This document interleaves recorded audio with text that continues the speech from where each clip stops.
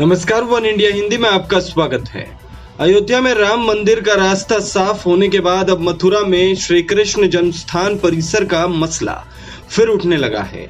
वहां शाही ईदगाह मस्जिद को हटाकर संबंधित जमीन उसके मालिक श्री कृष्ण जन्मस्थान ट्रस्ट को वापस सौंपे जाने के अनुरोध वाली याचिका को सुनवाई के लिए मंजूर करने के बाद तो इस कड़ी में अचानक ही तेजी आ गई है। इस घटनाक्रम पर एआईएमआईएम चीफ असदुद्दीन ओवैसी ने राष्ट्रीय स्वयंसेवक संघ पर निशाना साधा है। असदुद्दीन ओवैसी ने ट्वीट किया कि जिस बात का डर था वही हो रहा है। बाबरी मस्जिद से जुड़े फैसलों की वजह से संघ परिवार के लोगों के इरादे और भी मजबूत हो गए हैं। याद रखिए, अगर आप और हम अभी भी गहरी नींद में रहेंगे तो कुछ साल बाद संघ इस पर भी एक हिंसक मुहिम शुरू करेगी और कांग्रेस भी इस मुहिम का एक अटूट हिस्सा बनेगी। ओवैसी ने कहा, पूजा का स्थान अधिनियम 1991 पूजा के स्थान को बदलने से मना करता है।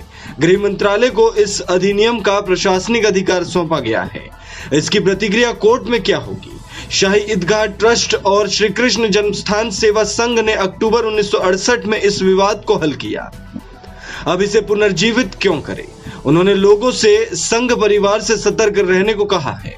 ओवैसी पहले भी मोदी सरकार के कई मसलों पर तीखी प्रतिक्रिया देते आए हैं। इस बार भी उन्होंने बिहार में चुनाव से पहले ध्रुवीकरण करता बयान दिया है।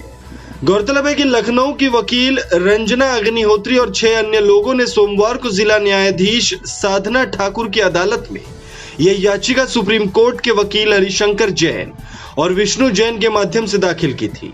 इस पर 16 अक्टूबर को सुनवाई का दिन तय किया गया था। 16 अक्टूबर की सुनवाई में जिला जज साधना रानी ठाकुर ने मामले को स्वीकृत कर लिया है। अपील में श्री कृष्ण जन्मस्थान की 13.37 एकड़ जमीन को शाही ईदगाह से मुक्त कराने की मांग की गई है। इससे पहले मथुरा में श्री कृष्ण जन्मस्थान की 13.37 एकड़ जमीन के स्वामित्व और शाही ईदगाह मस्जिद को हटाने की मांग को लेकर अधिवक्ता रंजना अग्निहोत्री सहित 6 अन्य की ओर से सिविल जज सीनियर डिवीजन की कोर्ट में याचिका दाखिल की गई थी। याचिका में जमीन को लेकर 1968 में हुए समझौते को खारिज कर दिया था। सिविल जज सीनियर डिवीजन की कोर्ट ने 1968 में जन्मस्थान और ईदगाह के बीच समझौते के आधार पर वाद खारिज कर दिया था। वाद खारिज होने में राइट टू सू को भी आधार माना गया था। प्रत्येक भक्त के वाद दायर करने पर न्यायालय को आपत्ति थी। कोर्ट ने न्यायिक और सामाजिक व्यवस्था चरमरा जाने की बात कही थी। इस खबर में फिलहाल इतना ही।